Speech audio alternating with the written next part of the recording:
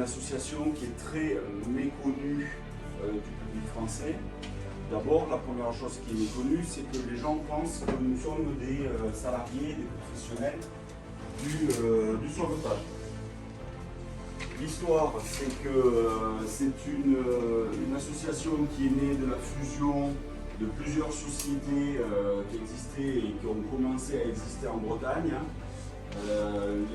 La Société des Hospitaliers Sauveteurs Bretons, la Société Centrale de Sauvetage et Naufragés, tout ça a été réuni en 70 dans une loi 1901 qui a encadré la Société Nationale de Secours en Mer, SNSM. Et cette SNSM donc, a été reconnue d'utilité publique en 70 et déclarée grande cause nationale en 2012.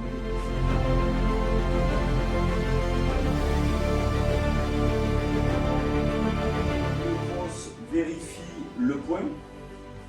C'est sur son point dans la zone CROSS. Alors pour le CROSS-Med, c'est pas compliqué, c'est pile la façade méditerranéenne.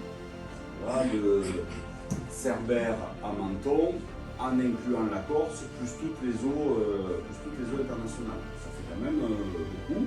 CROSS-Med situé à la Garde, avec des relais sémaphores le long de la côte.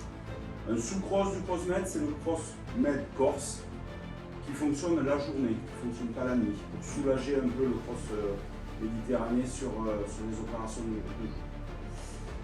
Donc, j'en reviens à mon Mayday.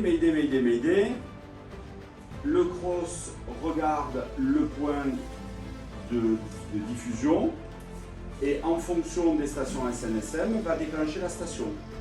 Sans passer par le patron, etc., on a un logiciel qui s'appuie sur un bouton bandole, tous nos téléphones sonnent d'un coup. Il n'y a plus de pageurs, de textos, de je sais pas quoi. On est en lien direct, ce qui permet aussi d'avoir le lien direct de la SNSM sur le téléphone et donc suivant l'astreinte de le laisser téléphoner ou pas. Chacun donc là, sauvegarde de la personne, on est appelé en direct par le CROSS, on part, il faut que tout le monde soit à 15 minutes maximum d'embarquer. Ce qui limite aussi le champ des bénévoles opérationnels, hein, parce que pour être opérationnel, il faut être à 15 minutes. Moi personnellement, il faut que je sois à 15 minutes et il faut que je sois équipé. Donc, il faut que je compte quand même au moins 2 minutes pour me dessaper, mettre une combinaison et partir en courant sur le bateau. Ouais, il faut s'entraîner pour enfiler tout ça en 2 minutes. Je confirme.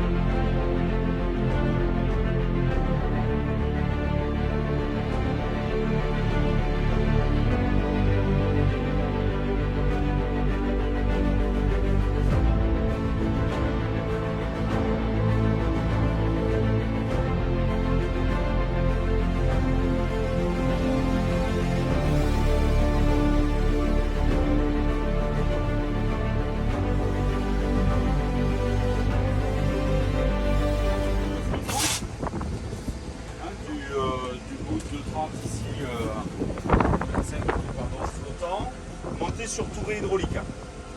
Tourée hydraulique qui est commandée ici, qui a été sécurisée, hein, c'est-à-dire qu'aujourd'hui on a, grâce à notre hydraulicien, on a un démarrage progressif, on a un arrêt d'urgence qui nous permet premier tour hydraulique avec 200 mètres de remorque et 200 mètres auxiliaires là-bas. Parce qu'on peut être amené donc à amener une remorque sur 400 mètres. Exemple typique, hein, ici, 400 mètres de remorque, c'est quasiment ce qu'il faut faire pour aller sortir un bateau qui s'est joué sur le sable, ici, là, de l'autre côté, plage, à la plage.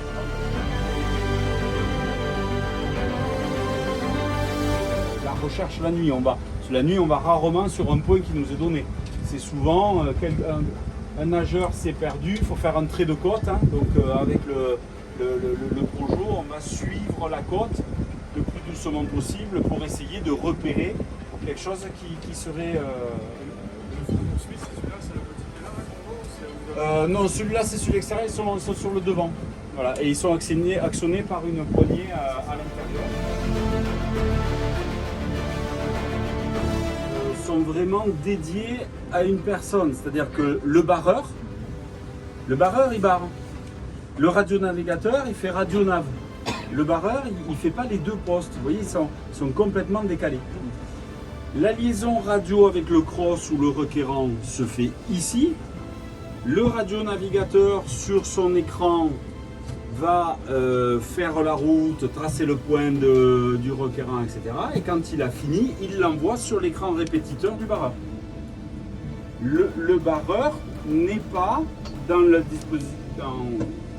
protocole, n'est pas forcément le patron. Le patron, on pourrait imaginer qu'il soit là, derrière, à côté, et finalement qu'il ne fasse que donner les ordres.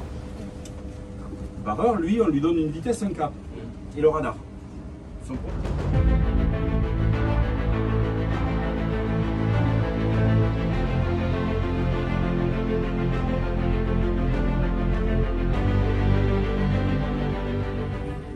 Parce qu'il peut y avoir des problèmes. L'hélico, il est à 2 mètres de la mâture. S'il accroche quelque chose, en fait, dans le bras de treuil, il y a une charge détonatrice.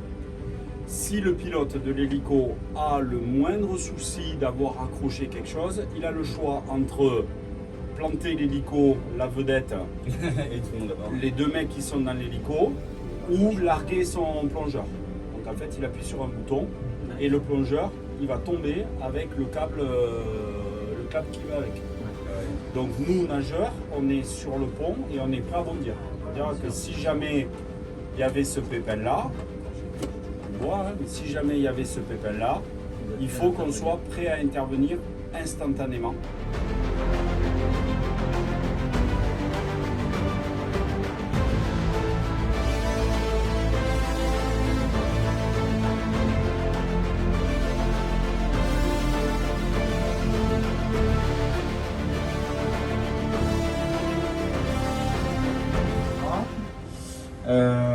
La partie secours, vous avez ici ce grand sac là qui est le sac des nageurs. En fait, si je dois partir, les nageurs doivent partir sur le requérant et qu'on a besoin de matériel, dans ce sac là, il y a vraiment tout ce qu'il faut pour les secours, y compris l'oxygène. Sous-pesez le sac, vous allez voir que c'est sympa, hein, même si...